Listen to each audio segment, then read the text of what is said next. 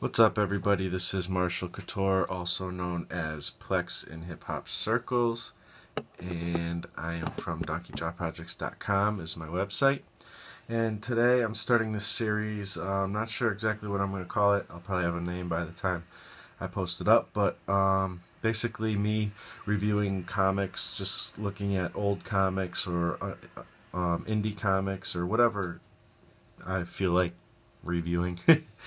And basically, I don't know, I'm trying it this way where I'm going to just kind of go through it page by page, see how that works. I think that'll be a fun way to do it. So here we are today. I read Omac, One Man Army Corps by Jack Kirby, number 4. I'm a big fan of the series so far. I've read 1, 2, and 3. Wait, I think 1, 2, and 3. Or 1 and 2. I'm not sure, because I feel like there's one before here I don't have.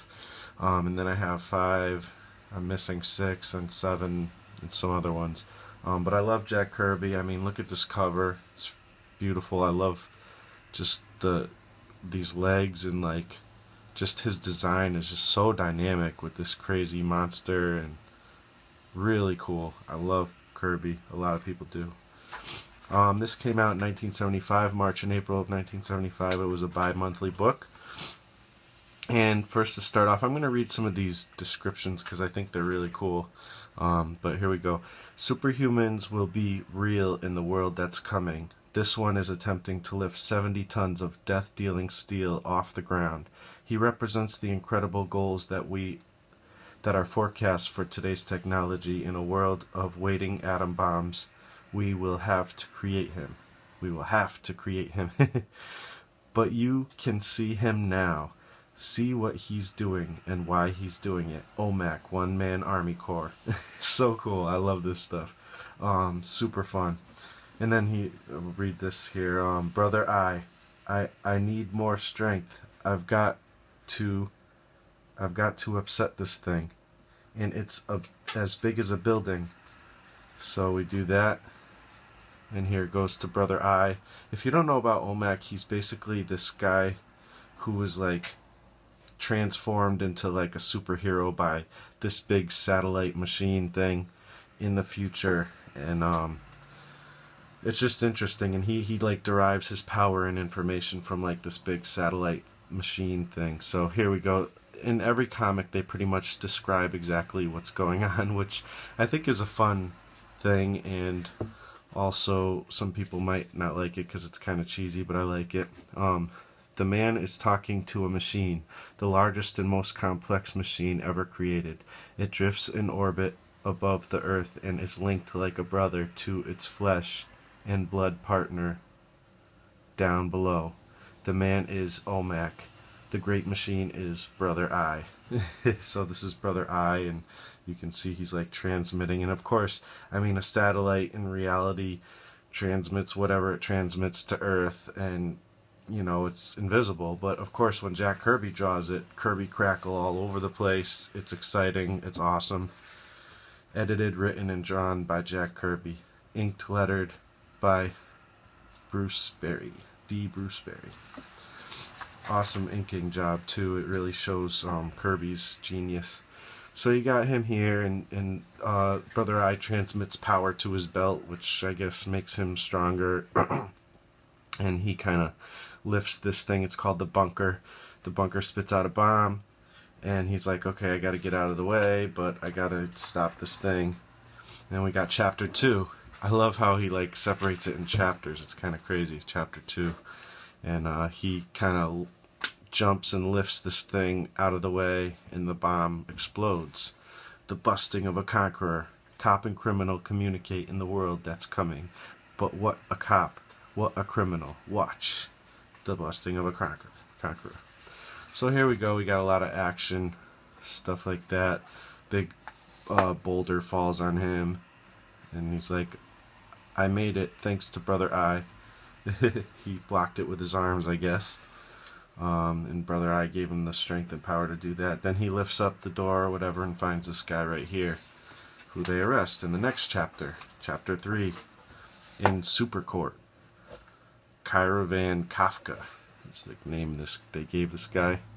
And then here are these peace agents, which are kind of super creepy, but they're like good in here, I guess. But you know, he's like the big cop officer military guy, and these guys, you know, they govern the whole world, and they blank out their faces because they have no race or gender, or they're meant to have no race or gender, so they can represent all of humankind for a world government. And they wear these capes. Kind of cool, kind of creepy. So they're talking to Kafka, telling him what he's being charged with, and Kafka's like, well, you better watch out because my Avenger's coming to save me right now.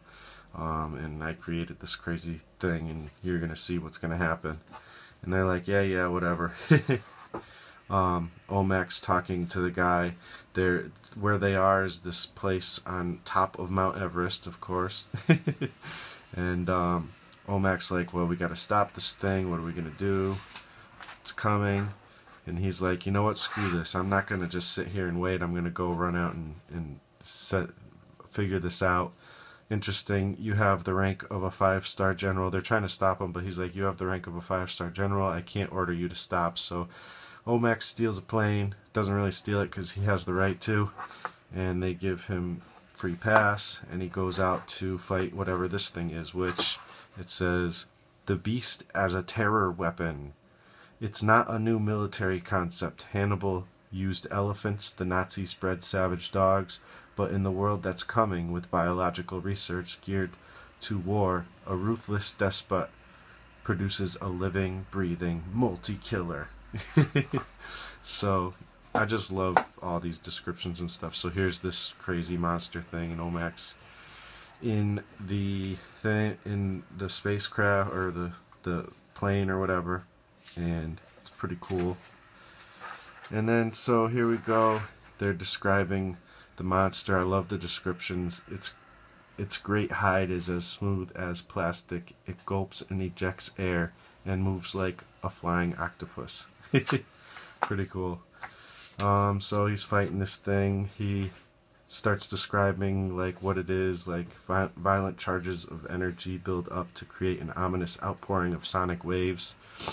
You know, comic book science. And then, you know, he's shooting at it, and then the octopus thing crashes him. He goes to Brother Eye for some help so he can deal with the fall. Throws a big boulder at him, at the monster. There's a lot of cool little things in here, but I can't get into it at all of it. Then there's like this big mountain that's gonna crush him, so he asks Brother Eye to help him jump out of the way. He jumps very far, more than humans normally can. And chapter 5, he grabs onto the thing, and then it goes into more description. Omac against the fires of hell. So while he's on the thing, he kind of figures out how it's all working. Omac's swift deduction leads him to the nightmare of its conclusion. And I don't know, the atoms of its eyes are racing in circles, picking up tremendous speeds. Its eyes are cyclotrons. Don't know what that is, if it's even a thing. And then he goes into more. It's reaching critical mass. This animal can fission like a hydrogen bomb. Of course, everything is compared to atom bombs and hydrogen bombs. This is a pretty cool part. He breaks off. He figures out a solution. I don't even get the solution, but somehow he breaks off this tusk thing, and that's supposed to help. And then he jumps off to this building where these air jets help him not to harm himself on his fall. And somehow whatever he did causes the thing to explode, and they save the day.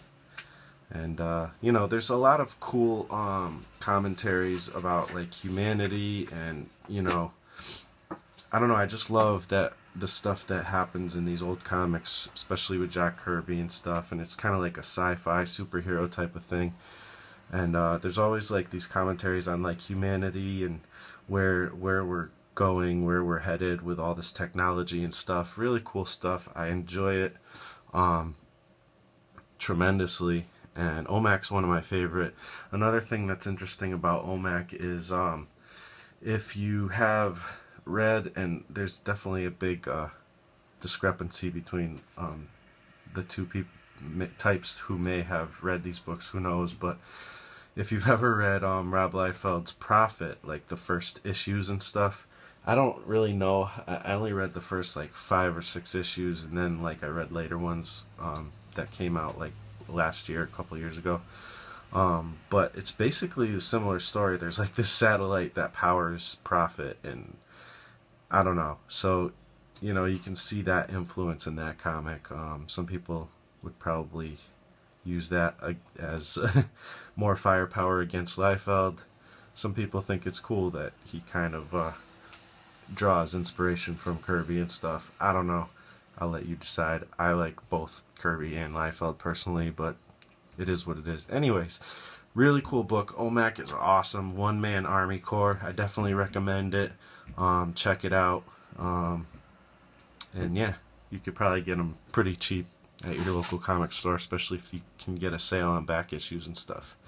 Alright, thanks for watching, guys. Hope you enjoyed this. Let me know what you think, and yeah, I'll talk to you on the next video. Peace out.